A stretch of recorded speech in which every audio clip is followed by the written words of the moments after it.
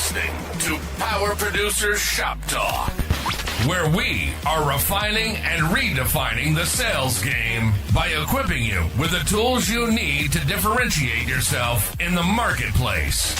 Listening to the podcast is only going to get you so far. Why not take your game to the next level? Check out Power Producer Basecamp on killingcommercial.com today. Tactical skills that'll help you provide deliverable value to your clients and prospects. Want to have the sweet swag that we send out from the Power Producers podcast for your clients and employees? Check out policyt.com today. And action items that you can provide to take your prospects and clients to the next level. Want to create an online presence but don't know how to start? Check out crushingcontent.com. It's done for you, so all you have to do is show up. This is Power Producer Shop Talk, production redefined. Are you ready to feel the power? What's up, everybody? Welcome to Power Producers Shop Talk, where we are refining and redefining the sales game, and we're continuing on with our third installment here with Mr. Zane Goldthorp from Pro Writers. And we ended the last episode by talking about the risk management tools that we can be talking about and recommending to our current clients and prospects specific to cyber insurance, and what carriers may have been looking for in the past that they've kind of relaxed a little bit, but then also what are the things we really need to be talking about now to have on lockdown so that the next time the market turns, we're not having to scramble to get our clients to do things that they need to do just to get a quote. And it kind of came on the heels of us having the conversation about why we should be offering cyber now in the soft market. But I also think now's the time that you need to be paying attention, even though the carriers aren't requiring it.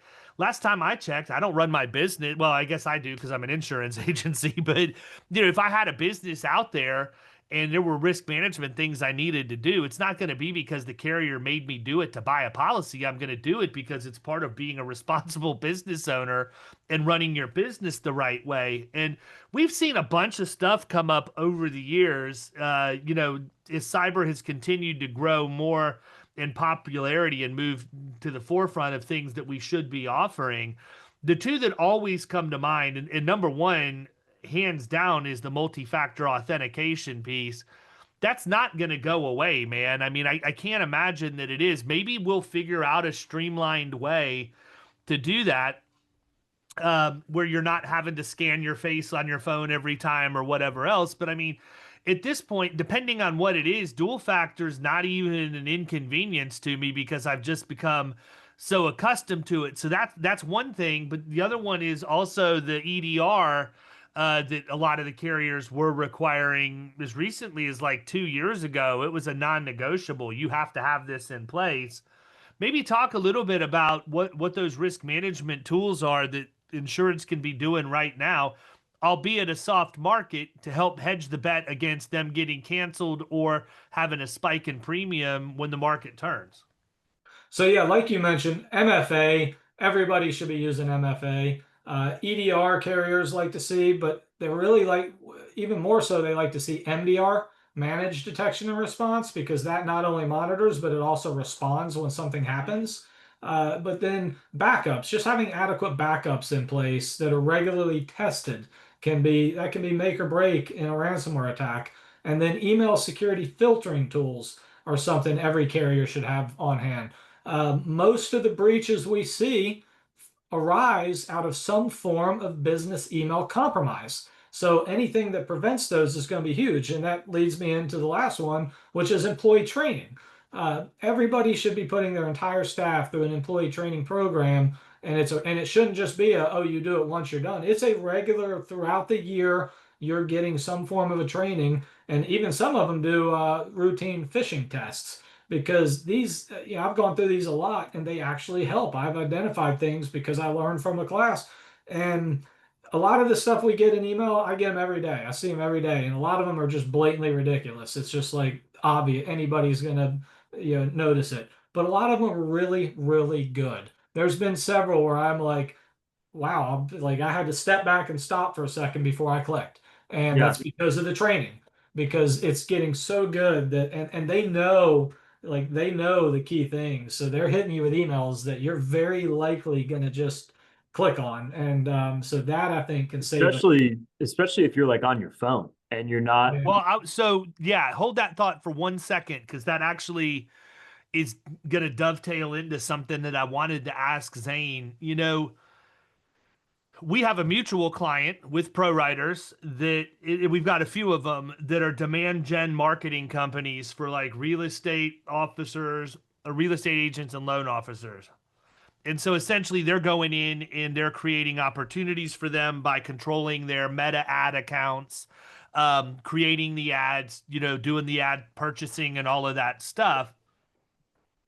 And they had a situation where somebody got into one of the computers of one of their remote employees who and were then able to get into multiple meta accounts of their clients and just created ads for no reason that charged them money for no reason. Like, there's no benefit to the bad actor for doing this. They're doing it just because they're being a pain in the rear end, honestly.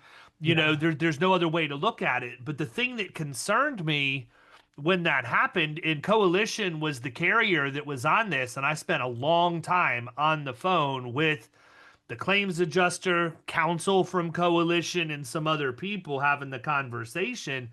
One of the coverage triggers that they were looking at before they ever even determined how much they were going to take time to work on the defense of this was whether or not it was a company-owned device that had been compromised, because they said if that device that was compromised wasn't a company-owned and issued device, it wouldn't have triggered coverage for somebody to get into that device and then do what they were going to do.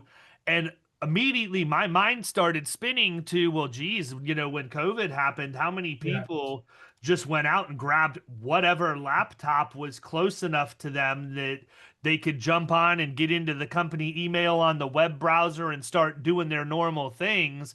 And if that were the case, would this claim really have been denied because it was a personal laptop that wasn't, issued by the company, may not have the same security protocols and all of that?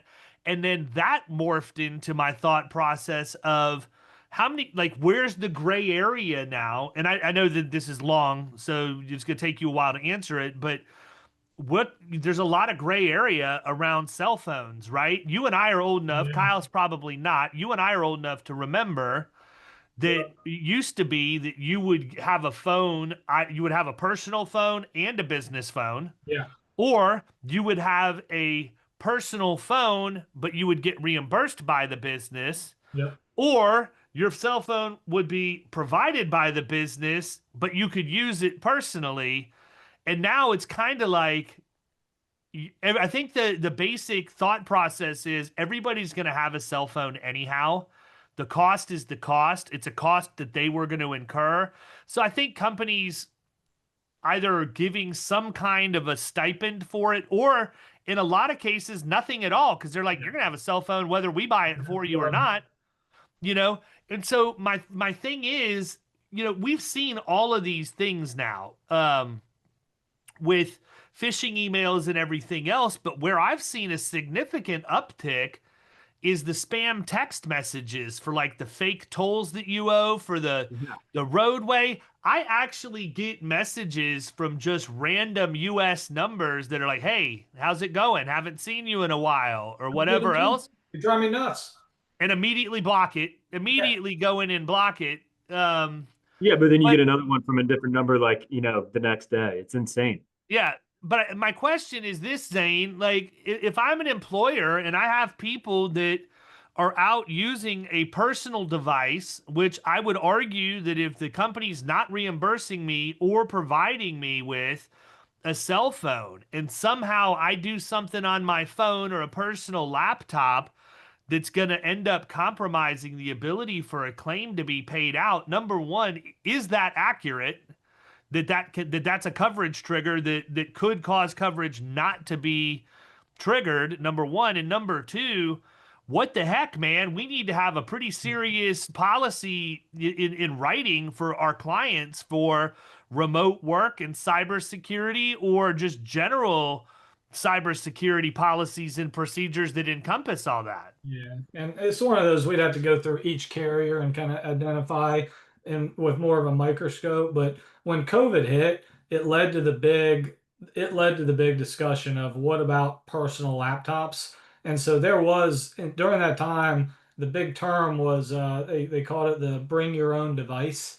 And my understanding has always been that most of the top carriers would cover those personal devices. So that's how I've understood it. Now there's probably plenty of carriers who maybe aren't, but there probably also is a lot of gray. Right. So I think it's one of those where it's just kind of understanding that carrier stance and knowing in writing how they respond and then taking action. If you got a carrier who it's absolutely explicit, they don't cover you for a non-owned device from the business, then I would certainly tell that business, like I would make certain that you're supplying your people with their business phones. Well, and I want to be very clear. I named Coalition specifically not because I want to get anybody in trouble. They actually did an exceptional job on handling this claim, getting it closed out quickly, getting my client paid, and quite frankly, saved his business because they had coverage in place. So my intent, and I want to clarify this for anybody who was half listening, my intent wasn't necessarily to call Coalition out and say, hey, their form says this, blah, blah, blah, blah, blah. It was more along the lines of I was going to go back and say what a great job they did handling the claim. And, we were able to get everything navigated, but it threw me for a loop because You it was learn something, something. it was something I hadn't heard before. And I don't ever profess to know, like, I know a pretty good bit about coverage forms and all of that, but I'm never going to profess to know every single thing. And I'll be honest with you, man, as somebody who does try to, have every one of my clients with cyber in effect, for me to get caught off guard like that. And look, we weren't getting caught off guard because a prospect asked me the question in a meeting.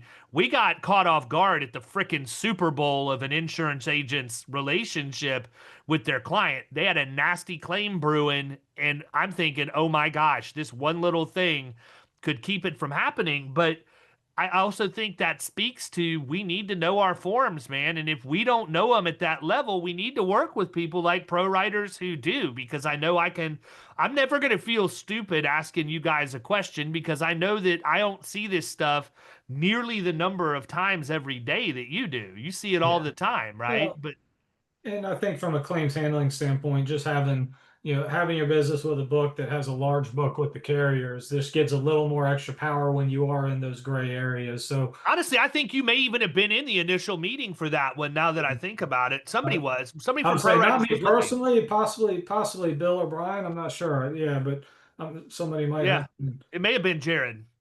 Okay, yeah. There's so many pro writers running around, man, and half of them have the same Too last many of name. them. They're all over the place.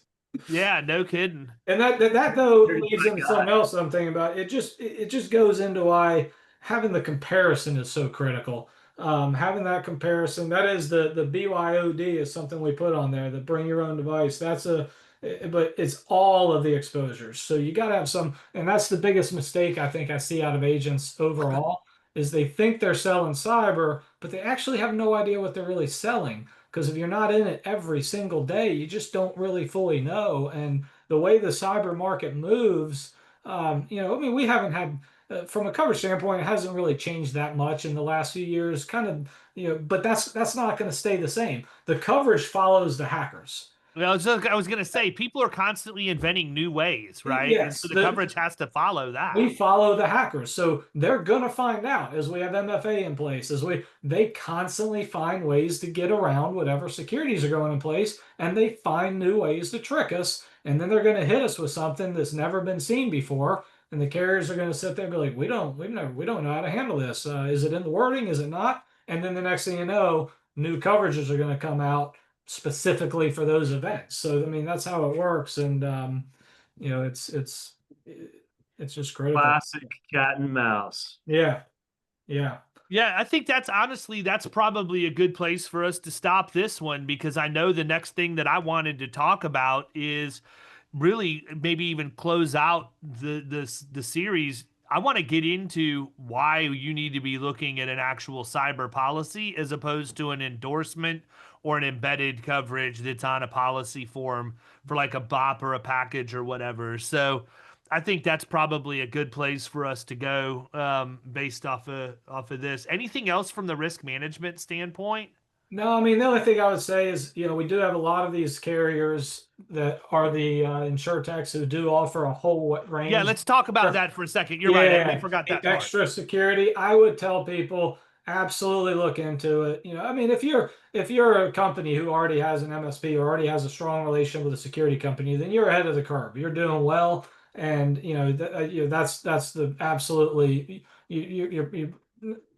you're on the right track, and keep doing that. But if you're a company who doesn't invest in security at all, and you get a cyber policy, if that policy does offer additional services, most of the time it's built into the premium, and take them up on it. Utilize it, because I've seen lots of claims diverted because of those services, and so use it to your advantage, and it's only going to help. I mean, it's something that is it's good. You don't want to go through a claim. Even with a great cyber policy, you don't want to go through that claim event. So the more businesses can start taking the security side as serious as are the insurance side, the better they're going to be in the long run. No, that's a good point. I think that's probably overlooked. People think, all right, cool, we got this in place, and we're good if something happens, but not doing the stuff on the front end to just mitigate it from the jump. I think that's a good point. I once saw an application probably like 10 or 15 years ago, and on the application it asked, what do you do from a security standpoint to prevent cyber claims? And the answer that the insured wrote in was, I buy a cyber policy. Yeah. So you know what? I mean, that's something that a lot of people think, though. I mean, I'm notorious for saying it, but I feel like too many people in the general public view insurance purchases as a savings account or a sinking fund, yes. Right? Like, oh, well, I paid all this money, I need to get a return on my investment. People, it's not an investment. Like, insurance is not an investment mechanism. It's to insure against the catastrophic, God forbid, anything happen to you. It'll be the worst day of your life, and you'll be thankful you had it. But just because you pay for homeowners insurance for 20 years doesn't mean you need to put in a claim for a free roof, because your roof's at the end of useful life at 20 years, and you've got some shady guy that'll come around on a freaking Segway after a storm knocking on your door telling you they'll give you a free inspection to replace it. You just can't do that. Just because you buy it doesn't mean it's the one thing you pay for, you hope you never have to use. Yeah. But I would say one caveat to what we just talked about regarding some of the tools that these carriers have. You got to remember who refers you business and who refers you these clients. And what I mean by that is, if you've listened to me for any length of time on the podcast, we talk about it all the time, that managed services providers are great referral sources because they're the gatekeepers to so many other small and medium-sized businesses, that if you can get them to refer their clients over, you can write a ton of cyber, even if that's all you're writing. The problem is, you got to be careful, because I've seen it. I've seen all of the propaganda. I'm in some of the groups with managed services providers where we're talking about, what's going on. They're talking, I'm stalking, what's going on in their industry and everything else.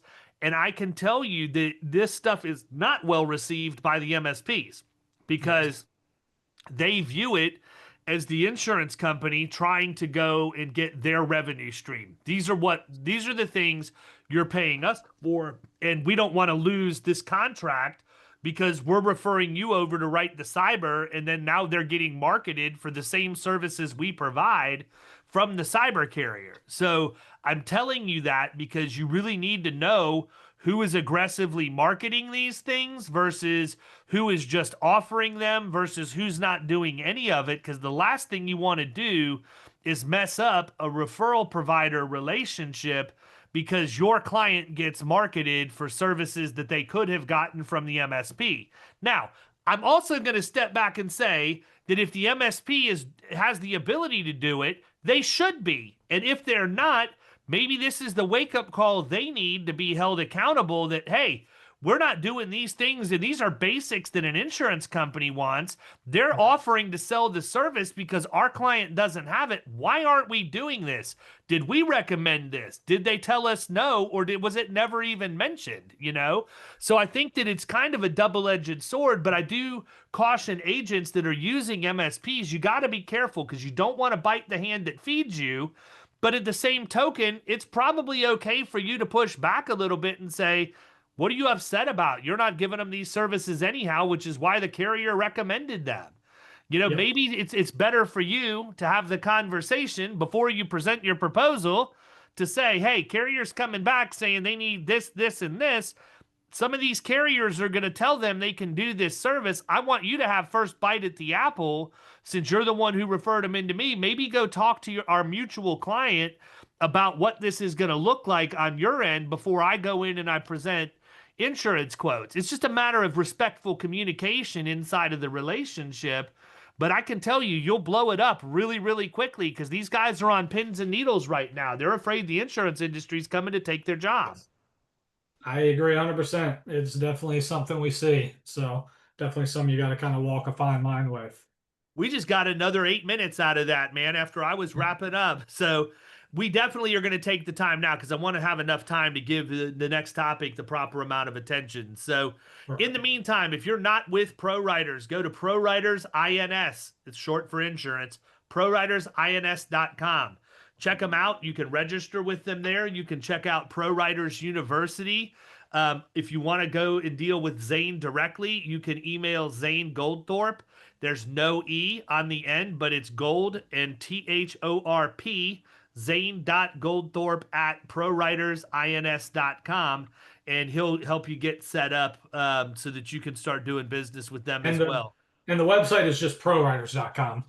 Yeah, that's wild. So I was going to ask you about that. I don't have the answer. Yeah, I say ProWriters, and I always go to ProWriters.com, but I think when I said it this time, I said INS on the website. Yeah, well, that's just your email domain, huh? Yeah, Does exactly. it redirect or anything? Yeah. No. All right, fair enough. So ProWriters.com for the website. Check it out. You've got otherwise, we'll catch you guys next week. See ya.